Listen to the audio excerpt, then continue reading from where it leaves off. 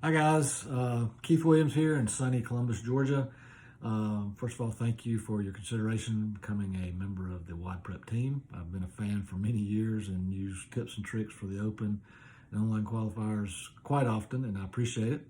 A little bit of background on myself. I am 61 years old. I am a competitive athlete, as Ben knows. He met me at the Masters Fitness Collective last year. I've had some injuries this year, so it's been a tough year for me. Rotator cuff tore it doing muscle ups back in January, so I'm recovering from that. And I've had a tear in my teres major recently doing heavy deadlifts, so I'm trying to recover from that as well. So I was actually planning on going to the Masters Fitness Collective in a couple weeks, but I've actually withdrawn from that just to try to take care of myself and hopefully get ready for the Open in February, March. And this may be the year to go to the games, I'm hoping. So again, I played football and ran track in high school. Proceeded to Auburn University after high school and really got involved at the time, which were 5Ks were the runs of choice back in those days in the early 80s. And over the years, those have progressed. It's kind of funny how it went from 10Ks to 5Ks, then to half marathons and marathons, ultra distance. So I was involved in all of that from an endurance standpoint. Got involved in triathlons. Did my first one in 1980 at Auburn, and fell in love with the sport. And have done 12 Ironmans since then. So it's been a part of my life for many years. It's a very expensive sport and very time-consuming sport. So I'm not doing that currently. Started CrossFit in 2012. Actually walked into a free workout on a Saturday morning after a 15-mile run, and I was hooked. So I've been doing that pretty much ever since then. I did my first Open in 2015. Obviously, when I turned 55, everything got easier relative to the programming. So I've qualified for the online qualifier every year since then, with exception to 2016 and this year, which I obviously was injured, so I did not compete. 2016 is interesting because I had an online coach at the time. It was a former coach at the box where I joined. Good guy, loved him to death, and we really, smart guy, put a lot of work into heavy lifting and strength and put on some weight. I was my heaviest that year at 205. I'm currently 175, which is my good fighting weight right now. But what was interesting about it is the last workout, if you remember, in 2016 was the thruster burpee workout. And I thought I was literally going to die. I was so slow in that. I weighed too much. I had no conditioning, no cardio. I couldn't get over the bar. It was miserable. And that score pretty much put me out of contention for the online qualifier, and I did not want to redo that workout. So I learned a lot from that, as we'll talk about relative to the programming I've sent you, and specifically pertaining to that, let's talk about the athlete a little bit and some of the assumptions and considerations I've made in this programming. This is Jane Doe Bensdottir. Yes, she's an Icelandic stud. She's unique. She's got some strengths, obviously, and you can obviously see in some of the performances and her bio that she has some areas of opportunity as well. So I've taken a look closely at her 2020 Open workouts and online qualifier, specifically to the movements involved and her scores, as well as combining that with her bio and her PRs and things such as that. So it's pretty evident she's a very strong athlete, and she has some areas to work on relative. And she's also pretty adept in some of the gymnastics movements, which is interesting to me that she's not able or is not doing butterfly pull-ups, because she is certainly strong enough to be doing those. And I'm just wondering if it's a matter of poor coaching, no desire to do those, or what. But she certainly should be doing those to help her performance in specifically the Open and the online qualifier. qualifier. So we're actually going to do some of that work, and we can get her proficient in 4 weeks. So the other assumption is that it is a 4-week time frame between the 2021 Open and the 2021 online qualifier. And the other assumption I made is that she actually is qualified for the online qualifier doing the 2021 workouts. So I'm using those workouts as a base for my programming. And by that I mean, as I tend to always do, is to outguess Castro in the programming for every Open and online qualifier.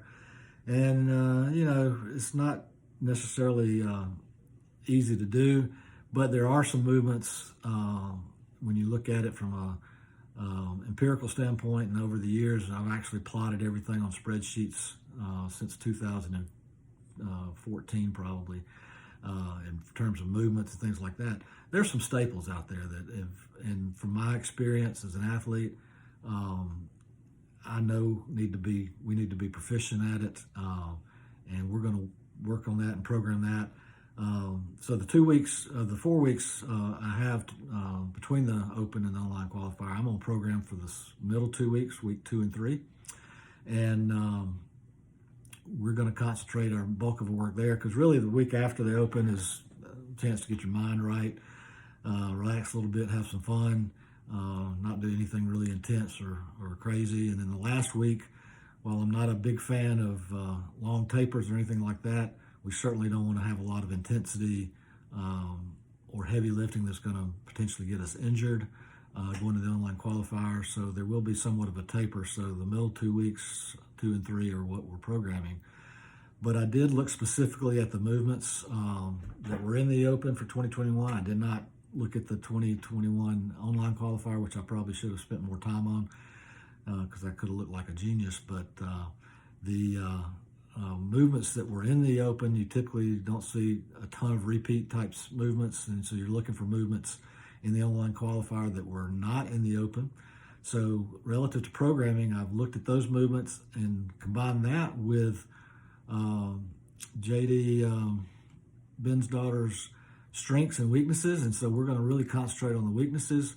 If everything's been done right, she's had the programming prior to the Open where she's done her strength base and cycles and built up cardio leading into the Open. But we're really going to hone that in on the 2 weeks that we're talking about, and not only specific to the movements that were not in the Open, but specific to the movements where she can improve on and that we know need to be there for the online qualifier in terms of engine and just staple movements. And by staple movements, I mean if we're not doing a ton of toes to bar, a ton of burpees, a ton of thrusters, a ton of handstand push-ups, a ton of rig work relative to pull-ups or chest to bars, depending on the athlete.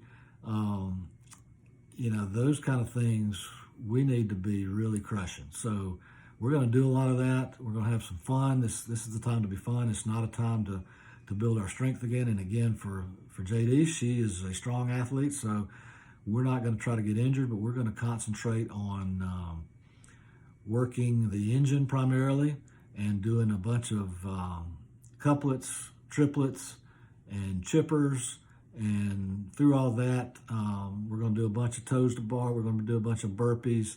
But, through this programming, and quite honestly, it may seem like a cop-out or an easy out, but the programming I have done is specific to, from a daily WOD, we've got basically some warm-ups, some strength work, just to maintain, nothing more than a 3-rep max on anything.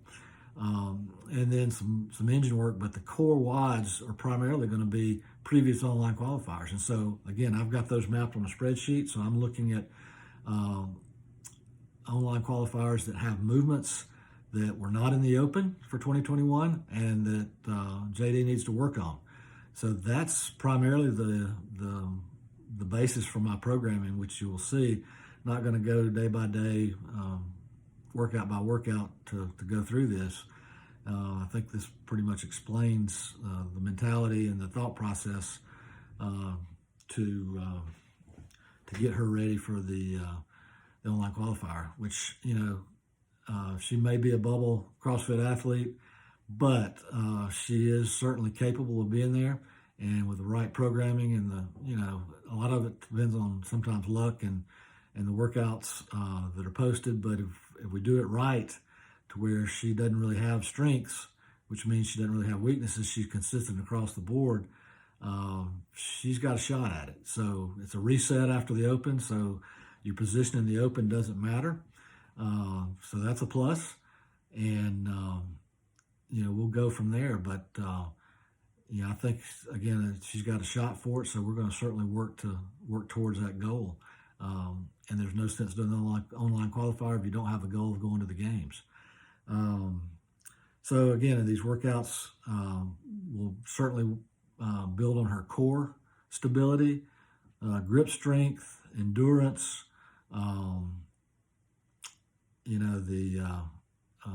Again, with the couplets, triplets, and chippers, those are important relative to recovery. There's a lot of volume in here, so we're going to work hard for 2 weeks, but after the 2 weeks, we'll start backing off and we'll get ready and just be ready to really crush the online qualifier. I think I've touched on everything that I wanted to mention. One other assumption I did make, or a couple of them, is that I put some workouts in here, especially on off days like swimming. I'm assuming JD has ability to go to these facilities, as well as equipment mentioned in some of these workouts too.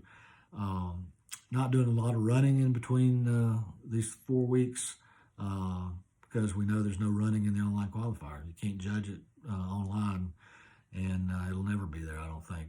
So we'll worry about that when we get to the games. So we'll put in some swimming. I firmly believe in swimming. I tell you what, that's helped me tremendously in terms of healing joint injuries and pains, and it's a great cardio builder. So we'll do some of that just to have some fun too. So if you have any questions, please don't hesitate to reach out. And again, I appreciate your consideration and hope you have a great day. See you.